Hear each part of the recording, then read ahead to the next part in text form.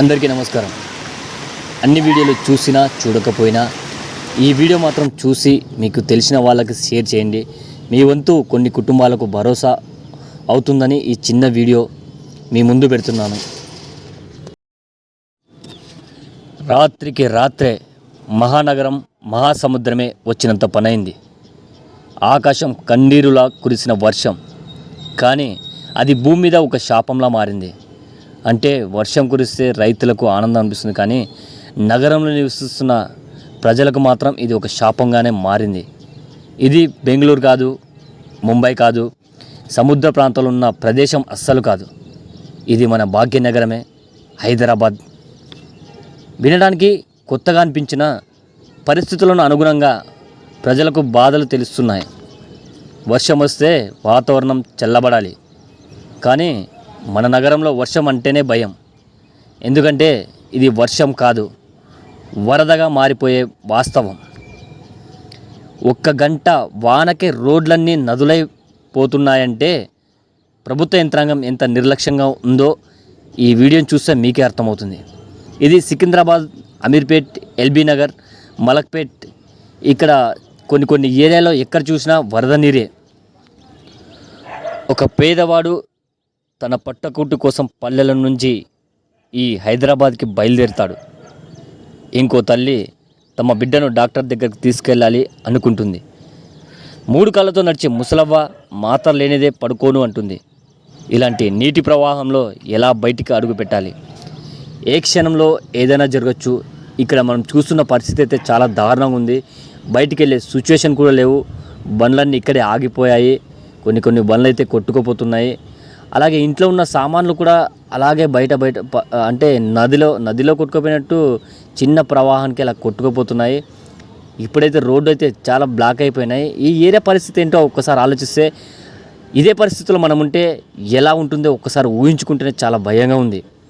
రాత్రిలో పూట ఏదైనా జరిగినా హాస్పిటల్కి తీసుకెళ్ళడానికి, ఆఖరికి చిన్న మాత్ర తీసుకెళ్ళాలన్నా, ఏదైనా టిఫిన్కి వెళ్ళాలన్నా, ఏదైనా తినాలన్నా ఇక్కడ చాలామంది బ్యాచులర్స్ ఉంటారు, కుటుంబాలు ఉంటాయి, ఫ్యామిలీస్ ఉన్న ఫ్యామిలీ వాళ్ళకి అయితే చాలా ఇంకా ఇబ్బంది. ఎందుకంటే ఇక్కడ రోడ్లన్నీ బ్లాక్ అయిపోయి వాహనాలు కూడా ఆగిపోయి ఉన్నాయి. ఇలాంటి పరిస్థితుల్లో ప్రజలు ఎంత ఇబ్బంది పడుతున్నారో ఈ ప్రభుత్వం కూడా ఒకసారి స్పందించాలి.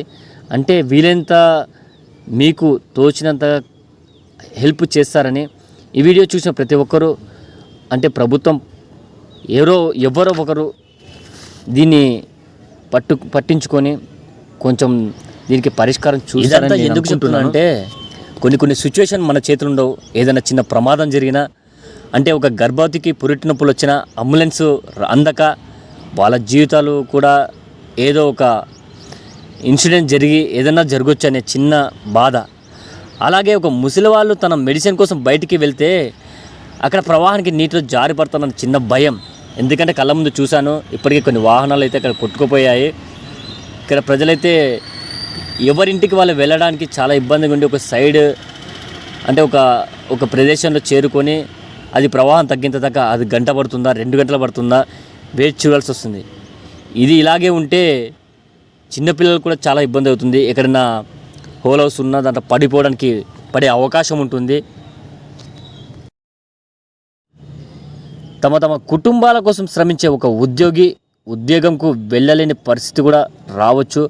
అలాగే ఉద్యోగం నుంచి ఇంటికి వెళ్ళాలన్నా భయమే. ఏ మార్గ మధ్యలో ఇలాంటి ప్రవాహాలు వచ్చి అడ్డుకోవాల్సి వస్తుంది. భార్య పిల్లలకు దూరంగా ఉండాల్సి వస్తుంది.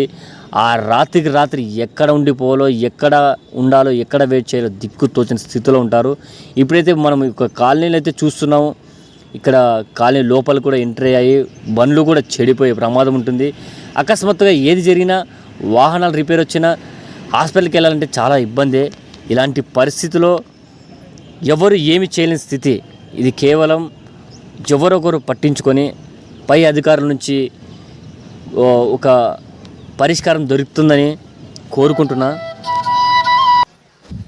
సమస్య ఇప్పటిది కాదు, గత 50 సంవత్సరాలుగా ప్రజలు భరిస్తున్న అది చిన్నగా కనిపించే అతి పెద్ద సమస్య.